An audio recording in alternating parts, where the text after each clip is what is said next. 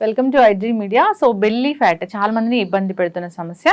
అయితే ఈ బెల్లీ ఫ్యాట్ని ఎలా తగ్గించుకోవాలి, న్యాచురల్ వేస్ ఏమున్నాయి దీనికోసం వివరాలు తెలుసుకుందాం. మనతో పాటు ఉన్నారు ప్రముఖ ఫిజియోథెరపిస్ట్ భాను పూర్ణిమ గారు.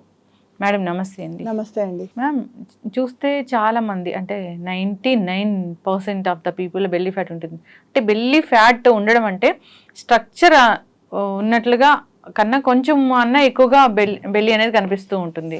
సో లోపలికి ఎక్కడా పొట్ట ఉండట్లేదు.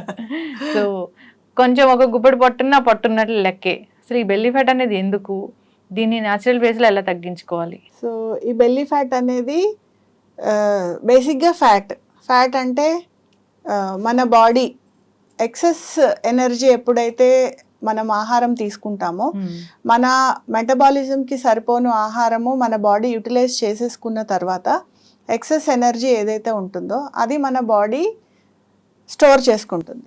పరిస్థితిని బట్టి అంటే మన డిఎన్ఏని బట్టి రకరకాల ఏరియాల్లో స్టోర్ చేస్తూ ఉంటుంది. మగవాళ్ళకి ఎక్కువగా బెల్లీలో స్టోర్ అవుతూ ఉంటుంది, లేడీస్కి హిప్స్ దగ్గర స్టోర్ అవుతూ ఉంటుంది. అలా ఒక్కొక్కళ్ళ ఒంటి తీరుని బట్టి మన బాడీ అనేది ఎక్సెస్ ఉన్న ఎనర్జీని ఫ్యాట్ లాగా కన్వర్ట్ చేసుకుని స్టోర్ చేసుకుంటూ ఉంటుంది. అదేంటంటే ఎప్పుడైనా ఆహారం దొరక్కపోతే సో మన బాడీలో స్టోర్ అయిన ఫ్యాట్ కరిగించి మన బాడీకి ఎనర్జీ సప్లై చేస్తుంది. సో అందుకోసం మన బాడీలో ఈ ఫ్యాట్ అనేది స్టోర్ చేసుకుంటూ ఉంటుంది. సో ఇది రాకుండా ఉండాలి అంటే మన బాడీకి ఎంతైతే అవసరమో అంతే పరిమితంగా ఆహారం తీసుకుంటే, అంటే మనం దాన్ని స్టోరేజ్ కి కావాల్సినంత కాకుండా స్టోరేజ్ అవసరం లేకుండా అవసరానికి తగ్గ ఆహారం పరిమితంగా తీసుకుంటే ఈ సమస్య రాకుండా చూసుకోవచ్చు. ఓకే, అంటే ఎవరు కూడా పరిమితంగా తీసుకోవట్లేదు కాబట్టి బెల్లీ ఫ్యాట్ అనేది వస్తుంది. సో బెల్లీ ఫ్యాట్ వచ్చింది, ఎట్లా తగ్గించుకోవాలి? అంటే మనము ఎలా తగ్గించుకోవాలి, ఇప్పుడు మనం మాట్లాడుకున్నాం కదండి, మన బాడీకి ఎంత అయితే ఎనర్జీ అవసరమో సో అంత ఎనర్జీ సరిపోను ఆహారము అంత ఎనర్జీ అది యూటిలైజ్ చేసుకుంటుంది. సో ఫ్యాట్ రూపంలో ఏదైతే స్టోర్ చేసుకుందో మన బాడీ దాన్ని ఎనర్జీ ఎక్సెస్ గా ఖర్చు పెట్టించాలి. అంటే దానికి తగ్గ ఎక్సర్సైజ్ చేయడము, వాకింగ్ చేయడము, any kind of exercise, any physical exercise. మీరు జిమ్కే వెళ్తారో, వాకింగే చేస్తారో, డాన్సే చేస్తారో అది మీ ఇష్టం. బట్ ఆ ఎక్సెస్ ఎనర్జీని స్టోర్ చేసుకున్న ఎక్సెస్ ఎనర్జీని ఇమీడియట్ గా ఖర్చు పెట్టేస్తే ఫ్యాట్ రాకుండా ఉంటుంది. సో అందుకే మనము చాలా మంది సెలబ్రిటీస్ వాళ్ళందరూ చెప్తూ ఉంటారు, సో ఒక గులాబ్ జామున్ తిన్నామంటే 2 గంటలు ఎక్కువ జిమ్ లో కష్టపడతాం. సో అది అలా చేసుకుంటే సరిపోతుంది. పర్టికులర్గా ఏమైనా ఎక్సర్సైజ్ అనేది ఉంటుందా దీనికోసము?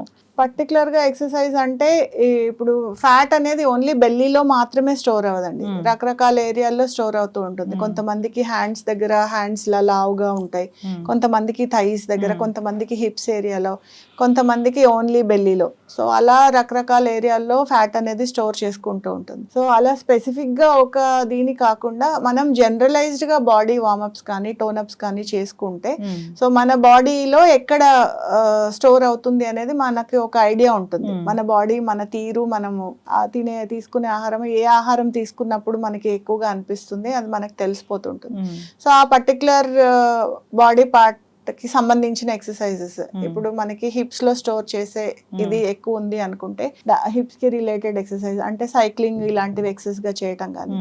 సో బెల్లీలో ఎక్కువ మనకి స్టోర్ అవుతుంది, మనం అబ్డామినల్ క్రంచెస్ కానీ, లేదు చేతులకి ఉంది, చేతులకి సంబంధించి కొంచెం టోనప్ ఎక్సర్సైజెస్ కానీ. సో ఇలా మన ఒంటి తీరుని బట్టి చిన్న చిన్న ఎక్సర్సైజెస్ చేసుకుంటే ఈ బెల్లీ ఫ్యాట్ అనేది అక్యుములేట్ అవ్వకుండా మనం చూసుకోవచ్చు. అయితే జనరల్గా ఏదైనా ఒక బెడ్ రిడెన్ అయినప్పుడు, యాక్సిడెంట్ ఇలాంటివి అయినప్పుడు దాని తర్వాత రెస్ట్ కంపల్సరీ అవసరం, అప్పుడు వెయిట్ గెయిన్ అవ్వడం అనేది జరుగుతూ ఉంటుంది. సో ఏదైనా ఇష్యూ జరిగినప్పుడు, ఇంజరీ అయినప్పుడు దాని తర్వాత రెస్ట్ తీసుకోవడము, సో తర్వాత ఫిజియోథెరపిస్ట్ దగ్గరికి వెళ్ళడం జరుగుతుంది. అప్పుడు మీరు ఏంటి అంటే ఈ వెయిట్ తగ్గడానికి కూడా చెప్తారా, లేదంటే ఓన్లీ ఆ పెయిన్ ఆ ఇష్యూకి సంబంధించిన అవే చేయిస్తారా? లేదండి, ఫిజియోథెరపీలో బెడ్ రిడెన్ పేషెంట్ అంటే మీరు అన్నట్టు ఫ్రాక్చర్స్ తర్వాత, యాక్సిడెంట్ తర్వాత, ఇంజరీ తర్వాత, సర్జరీ తర్వాత ఎక్కువ రోజులు బెడ్ మీద ఉండటం వల్ల సో వెయిట్ గెయిన్ ఎక్సెస్ అయినప్పుడు ఫస్ట్ మనము పెయిన్ రిలేటెడ్ చెప్తాము, దానికి రిలేటెడ్ ఎక్సర్సైజెస్ కూడా చేయిస్తామండి. ఫస్ట్ ఆఫ్ ఆల్ మీరు బెడ్ మీద ఉంటున్నారు అన్నప్పుడు అంటే హీలింగ్కి అవసరమైన ఆహారం తీసుకోవడం, అంటే ఎక్కువ ప్రోటీన్ రిచ్ ఫుడ్ తీసుకోవడము, ఫ్యాట్స్ కానీ స్వీట్స్ కానీ ఎక్కువ ఆయిలీ ఫుడ్స్ కానీ తీసుకోకుండా ఉండటము. సో ఇలాంటి జాగ్రత్తలు కొంచెం తీసుకుంటే అలా ఎక్సెస్ వెయిట్ గెయిన్ అవ్వకుండా చూసుకోవచ్చు. సో బెడ్ రిడన్ ఉన్నప్పుడు ఎస్పెషల్లీ ఖాళీగా ఉండి ఎక్కడికి వెళ్ళలేక ఆకలేసి బోర్ కొట్టి కూడా చాలా మంది తినేస్తుంటారు ఆకలి ఉన్నా లేకపోయినా. సో అలా కాకుండా ఓన్లీ టైం ప్రకారమే తీసుకోవడము, అంటే హెల్తీ ఫుడ్ అంటే ఫ్రూట్స్, ఆయిల్ ఎంత తక్కువ వీలైతే అంత తక్కువ, ప్లస్ కార్బోహైడ్రేట్ ఫుడ్ ఇంటేక్ తగ్గించి ఎక్కువ ప్రోటీన్ తీసుకోవడము, ఇలాంటి జాగ్రత్తలు తీసుకుంటే మనము ఈ బెడ్ రిడన్ అయినా కూడా బెడ్ రెస్ట్లో ఉన్న ప్రెగ్నెన్సీ టైంలో కూడా ఒకవేళ బెడ్ రెస్ట్ ఉంటే ఇలా ఎక్సెసివ్ వెయిట్ గెయిన్ అవ్వకుండా చూసుకోవచ్చు. జాగ్రత్తలు అయితే చక్కగా చెప్పారు. సో ఎలా తగ్గించుకోవాలి అంటే తినడం తక్కువ చేసుకోవాలి, లేదా తిన్నది అరగడానికి ఎక్కువగా ఎక్సర్సైజ్ అనేది మనం చేయాల్సి ఉంటుంది అనేది దాన్ని యూటిలైజ్ చేసుకోవాలి.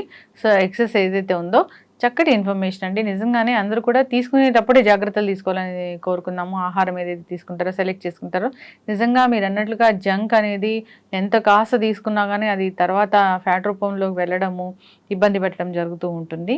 సో ఈ బెల్లీ ఫ్యాట్స్ రావడానికి ముఖ్య కారణం అదే అని కూడా చెప్తూ ఉంటారు. అందరూ కూడా దాన్ని అవాయిడ్ చేయాలని కోరుకుందాం, హెల్తీ వేలో ఉండాలని కోరుకుందాం జీవితం అంతా. సో మంచి ఇన్ఫర్మేషన్ అండి, ధన్యవాదాలు. థ్యాంక్ యూ అండి.